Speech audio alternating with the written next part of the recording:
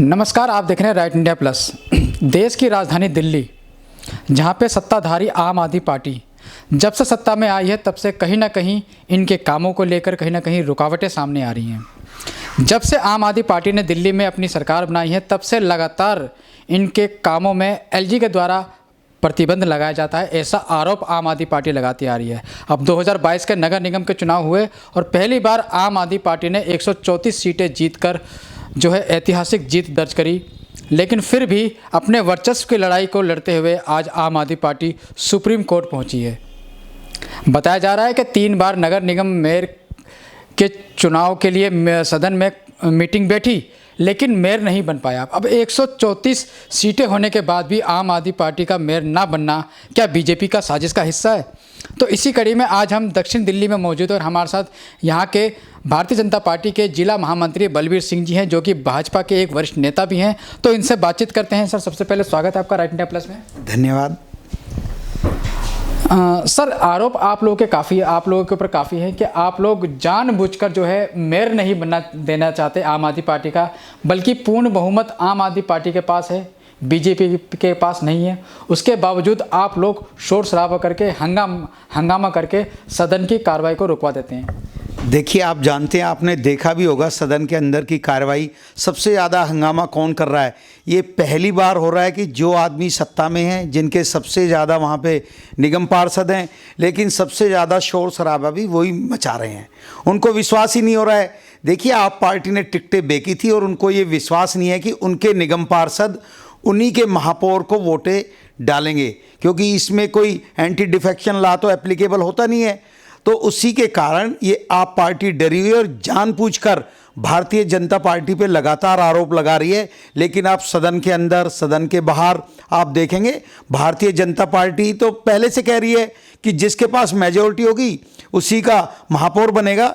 लेकिन ये बड़े शर्म की बात है कि निगम में इनके पास ज़्यादा निगम पार्षद होते हुए भी ये लोग समझ नहीं आ रहा है कि क्यों नहीं चुनाव को शांतिपूर्वक तरीके से होने देना चाहते हैं। ये सिर्फ मनगढ़ंत आरोप लगा रहे हैं और भारतीय जनता पार्टी को इससे कोई लेना देना नहीं है। भारतीय जनता पार्टी तो चाहती है, अभी लास्ट के 2 दिन पहले जो सदन हुआ था, भारतीय जनता पार्टी के निगम पार्षद तो हाथ जोड़कर उनके पार्षदों को कह रहे हैं कि चलो वोट करिए, लेकिन कोई ना कोई बहाना ये केजरीवाल सरकार ढूंढ रही है और उसी के कारण आज तक दिल्ली में महापौर का चुनाव नहीं हो पाया है। सर, मनीष सिसोदिया जी का और आम आदमी पार्टी का ऐसा आरोप है कि पहले तो आप नगर निगम चुनाव से भाग रहे थे, अब आप जो है मेयर का चुनाव करवाने से भाग रहे हैं। और सबसे बड़ा एक आरोप गंभीर आप लोगों के ऊपर ये भी लग रहा है कि जो वीके सक्सेना जी, एलजी साहब ने जो 10 सदस्यों की जो पार्षदों की जो टीम बनाई है, जो सदस्य बनाए हैं, उनको जो शपथ दिलवाई है वो असंवैधानिक है। इसको लेके क्या नहीं, देखिए, सबसे पहले तो ये आप पार्टी लगातार ऐसी निराधार आरोप लगाती रही है। पहले कहती थी कि भारतीय जनता पार्टी को सिर्फ 20 सीटें भी नहीं मिलेंगी। आपने चुनाव देखा, दिल्ली की जनता ने किसको क्या वोट दिया।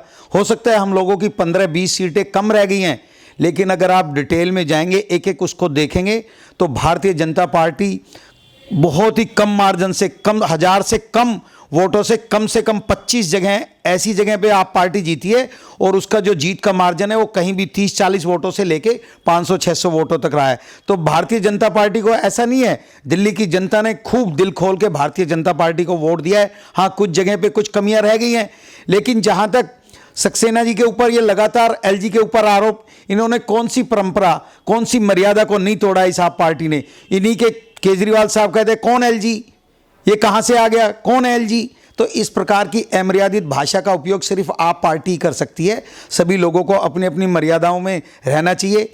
जहां तक आप जानते हैं, अगर ये निगम में 6 महीने चुनाव नहीं हो पाए तो उसके पीछे भी आप पार्टी थी, जिसने लगातार निगम का गला घोट के रखा, जिसका आप खामियाजा किसको भुगतना पड़ा? दिल्ली की जनता को। इन्होंने एमसीडी को पैसे नहीं दिए और एमसीडी के जो काम होने थे वो लगातार पिछले 4 सालों 5 सालों में हुए नहीं और जनता ने उसी का इनको ये दिया है। नहीं तो जिस प्रकार इनको विधानसभा चुनाव में 54 से 56% वोट मिले थे, अब इनके वोट घट के आप जानते हैं 42% रह गए। दिल्ली की जनता ही है और आने वाले समय में केजरीवाल साहब और सिसोदिया जी को भी पता लग जाएगा कि दिल्ली की जनता उसी के साथ रहेगी जो विकास की बातें करेगा।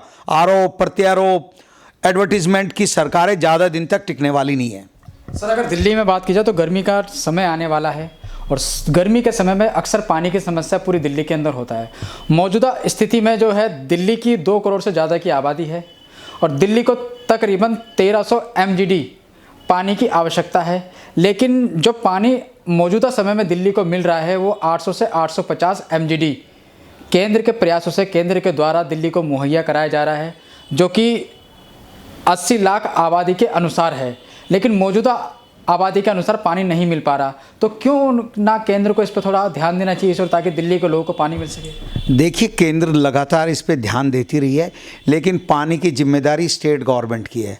और देखिए, दिल्ली सरकार पिछले 7 सालों 8 सालों से केजरीवाल की सरकार है, उससे पहले 15 साल कांग्रेस की सरकार रही। इन्होंने दिल्ली के पानी के, सबको पता था कि दिल्ली में जो है जनसंख्या डेफिनेटली बढ़ेगी, क्योंकि हर स्टेट के लोग यहाँ पे आके अपनी रोजी रोटी कमाते हैं और यहाँ पे रहते हैं। तो आज तक मैं कहता हूँ, ये 22 सालों में क्या किसी सरकार ने नहीं सोचा क्या? केंद्र सरकार, भाजपा की सरकार यहाँ पे 8 सालों से, उससे पहले 10 साल तक कांग्रेस की सरकार रही।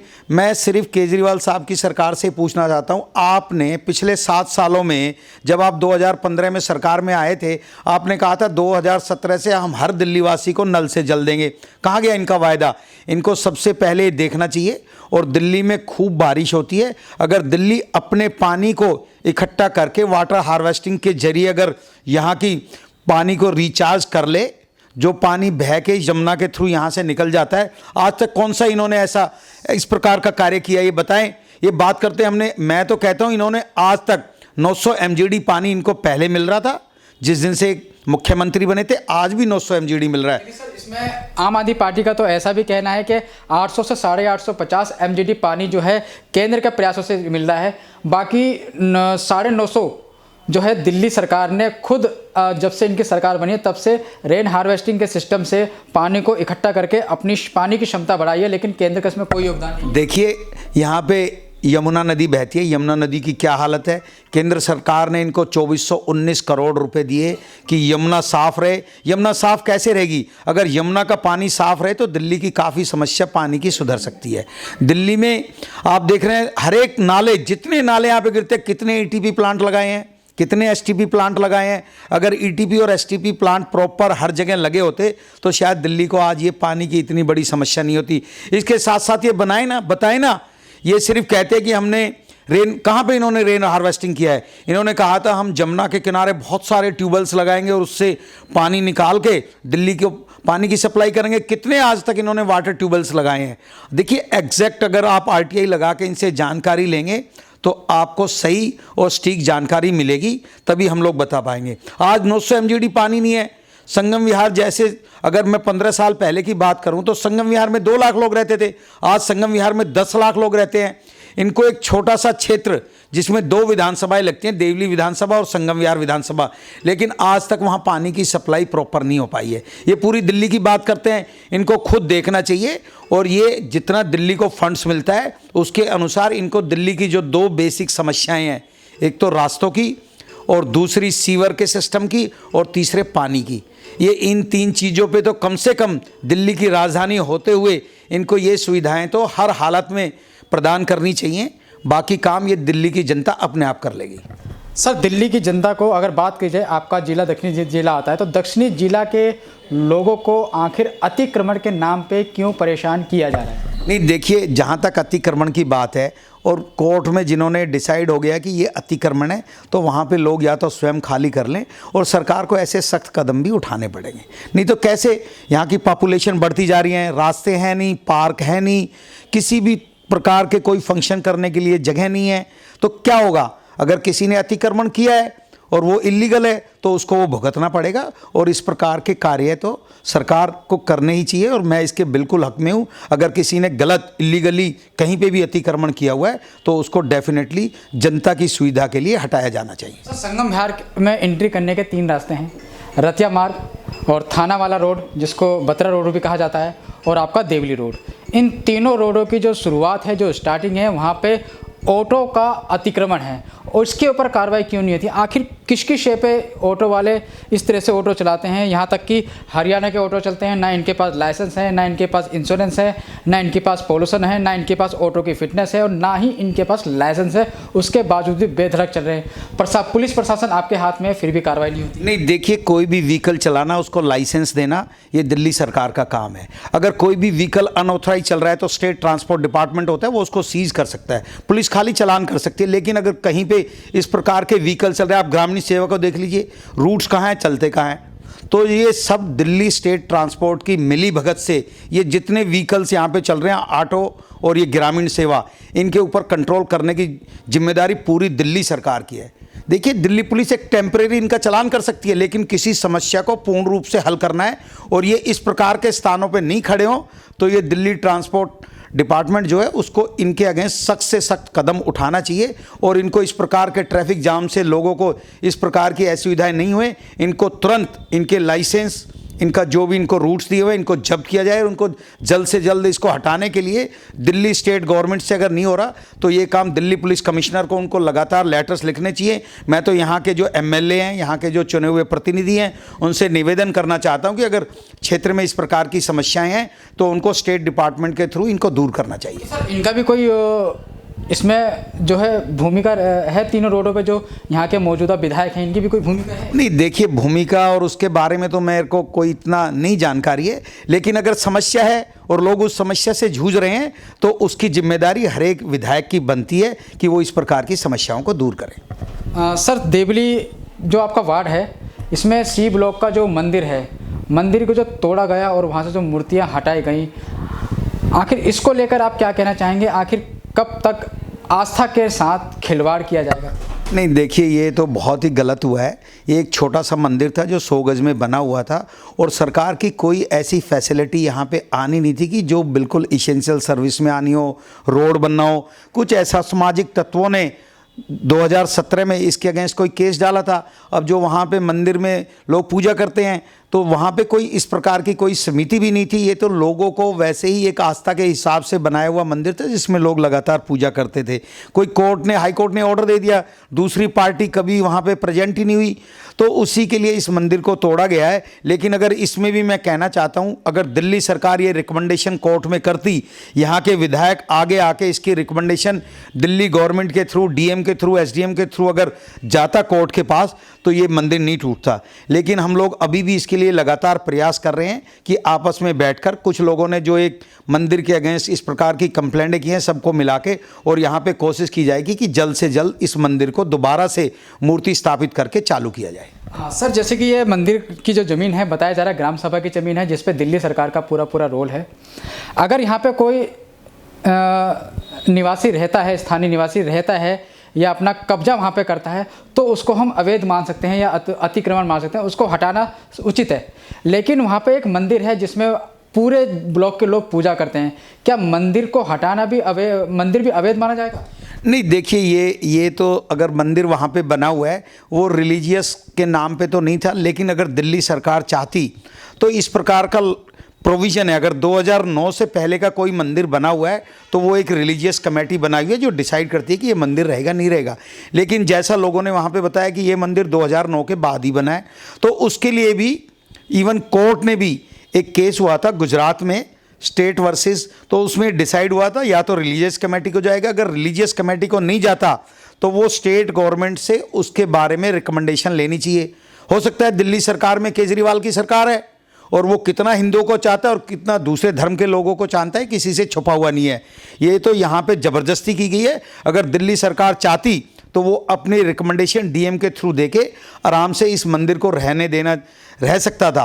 अगर उनको कोई मोहल्ला क्लिनिक बनाना है, कोई डिस्पेंसरी बनानी है, कुछ और बनाना है, तो ये ऐसे संगम विहार में 90 प्लॉट्स पड़े हुए हैं और बिल्कुल इस प्लॉट से 2 प्लॉट छोड़ के 1000 गज का प्लॉट है, आप बनाइए ना वहाँ पे, कौन मना कर रहा हो? खाली प्लॉट है। लोगों की आस्थाओं के साथ, लोगों के विश्वास के साथ, लोगों की धार्मिक मान्यताओं के साथ इस प्रकार का खिलवाड़ करना किसी भी प्रकार से उचित नहीं है। और सरकारों को, कोई भी सरकार हो, उसको सोचना चाहिए जब तक कोई इस प्रकार का विशेष रूप से उस पार्टिकुलर जगह काम में नहीं आ रही और वहाँ पे कोई धार्मिक स्थान बना हुआ है तो उसको तोड़ने से दूर रहना चाहिए। सर, चलते चलते आपसे एक आखिरी सवाल। आज पूरी दिल्ली में या पूरे देश में सिर्फ एक ही नाम चल रहा है, अडानी अडानी अडानी। कहीं ना कहीं प्रधानमंत्री नरेंद्र मोदी जी की छवि के साथ या मोदी जी के नाम के साथ अडानी का नाम जोड़ा जा रहा है, तो इसको लेकर आप क्या कहेंगे? देखिए, ये जो दूसरी पार्टी के लोग हैं, लगातार अब देश विकास कर रहा है। पिछले अगर हम 2009 की बात करें, हमारा कंट्री 9वें नंबर पे था। आज हमारा कंट्री पूरे वर्ल्ड में हमारी इकोनॉमी 5वें नंबर पे है। और अगर 5वें नंबर पे हमारी इकोनॉमी आई है तो कुछ इस प्रकार के बड़े बड़े उद्योगपति हैं जिन्होंने अपना खूब पैसा लगा के इस देश को आगे बढ़ाया है। उसमें एक छोटे से छोटे गरीब आदमी का भी योगदान है और एक बड़े से बड़े आदमी का भी योगदान है। अगर हमें देश को आगे बढ़ाना है, हमें लोगों को रोज़गार देने हैं, तो हमें इंडस्ट्री को भी बढ़ावा देना पड़ेगा। ये तो गलत बात है। अगर ये इस प्रकार का कोई अमेरिकन रिसर्च फर्म है, उसने अडानी के लिए, क्योंकि वो शेयर्स में ट्रेडिंग करके अपना पैसा कमाती है, तो लोगों को कमाने के अनेकों तरीके हैं। लेकिन हम लोगों को, अगर हमारे देश की कोई इंडस्ट्री है वो इतने बड़े स्केल पे काम कर रही है, तो हमें अपनी देशभक्ति, राष्ट्रभक्ति को देखते हुए इस प्रकार की अपनी कंपनियों को बचाने का काम करना चाहिए। देखिए, अडानी का खाली देश में ही व्यापार नहीं है, उसका ऑस्ट्रेलिया में भी है, उसका इजराइल में भी है, उसका सऊदी अरब में भी है, उसका मलेशिया में भी है, उसका कितने कंट्रीज़ में उनके काम हैं। तो ऐसी बात नहीं है। और कोई शेयर उसने किया है, अगर शेयर एक दिन में डाउन आ गया तो दोबारा, अगर 3,000 रुपये कोई शेयर था, हो सकता है वो 1200-1300 रुपये आया हो, आज दोबारा ये शेयर मार्केट है।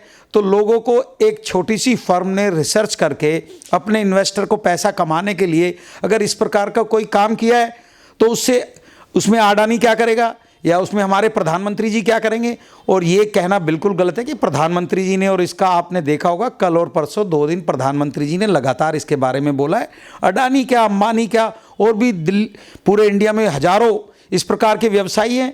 और अगर किसी के साथ विश्व में ऐसा होता है, ये खाली यहीं पे नहीं हुआ, ये हर कंपनीज में होता रहता है। कल आप माइक्रोसॉफ्ट की देखते, उसके शेयर में क्या हाल हुआ है। अल्फ़ाबेट जो गूगल की कंपनी है, उन्होंने एक बनाया, तो उसके शेयर जो अडानी के पिछले 10 दिनों में अगर उसके 100 अरब रुपए गए तो उसके एक दिन में चले गए। तो ये प्योरली बिजनेस डीलिंग है, ये कॉमर्स से रिलेटेड मैटर है। अगर फिर भी देखिए, हमारा बैंकिंग सिस्टम, ये कह रहे हैं नहीं हमारे बैंक्स डूब जाएंगे, LIC डूब जाएगा। अगर उन्होंने इस पे विश्वास करके अडानी को पैसा दिया है, तो बैंक हमारे पूरी तरह से सेफ गार्ड हैं। और दोनों कंपनियों ने कह दिया कि हमने 1% से ज़्यादा पैसा इसको नहीं दिया है। और 1% का एक्सपोजर क्या होता है? देखिए, बैंकिंग सिस्टम हमारा बहुत स्ट्रॉन्ग है और हमारे बैंकिंग सिस्टम कभी भी इस प्रकार का, आपने देखा होगा कितनी मंदी आई तो अमेरिका में गोल्डन सैच जैसे बड़े बड़े बैंकिंग डूब गए थे, लेकिन क्या भारत में कोई एक भी बैंक डूबा क्या? तो भारत पे इस प्रकार की चीज़ें का हमारा बैंकिंग सिस्टम, हमारा रिजर्व बैंक ऑफ इंडिया, हमारा पूरा फाइनेंसिंग सिस्टम बड़ा ही स्ट्रॉन्ग है और लोगों को डरने की ज़रूरत नहीं है। इन लोगों को कोई मुद्दा मिल नहीं रहा है मोदी जी के खिलाफ, क्योंकि लगातार 8 सालों में देश का हर जगह से विकास हो रहा है। आज 42 करोड़ लोगों का जनधन खाता है, आज 9-10 करोड़ लोगों को फ्री में सिलेंडर मिल गया है। आज आवास योजना के अंदर छोटे छोटे गाँवों में आप देखेंगे मकान बन गए हैं, अब लोगों के लिए टॉयलेट्स बन गए हैं। ये किसके लिए बन रहे हैं?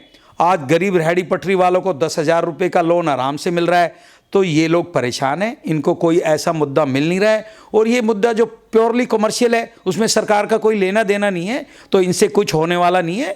देश की जनता अच्छी तरह जान रही है और इन पार्टियों के बारे में उनकी अपने आप उनकी छवि सबके सामने है। प्रधानमंत्री तो जो भी काम करते हैं पूरे गरीबों के लिए कर रहे हैं, हर वर्ग के लिए कर रहे हैं, तो वहाँ पे इस प्रकार की बातों का कोई प्रभाव नहीं होने वाला है। तो ये हमारे थे जिला महामंत्री बलबीर सिंह जी, जो कि भाजपा से हैं और दक्षिण दिल्ली से हैं जिला महामंत्री। तो इनसे बहुत से राजनीतिक मुद्दों को लेकर बात करें। सबसे बड़ा जो गर्म मुद्दा आज दिल्ली का बना हुआ है वो है मेयर का चुनाव। मेयर के चुनाव से भारतीय जनता पार्टी भाग रही है, ऐसा आरोप आम आदमी पार्टी लगा रही है। लेकिन अब बहरहाल मामला जो है सुप्रीम कोर्ट में है और सुप्रीम कोर्ट ने जो है उपराज्यपाल VK सक्सेना जी को एक नोटिस जारी किया है, जिसमें उनसे जो है कारण बताओ का नोटिस दिया गया है कि मेयर के चुनाव क्यों नहीं हो रहे। अब उस नोटिस का VK सक्सेना जी क्या जवाब देते हैं और आखिर कब तक दिल्ली को अपना मेयर मिलेगा, ये देखना बहुत अहम होगा। तब तक आप बने रहिए और जुड़े रहिए राइट इंडिया प्लस के साथ। नमस्कार।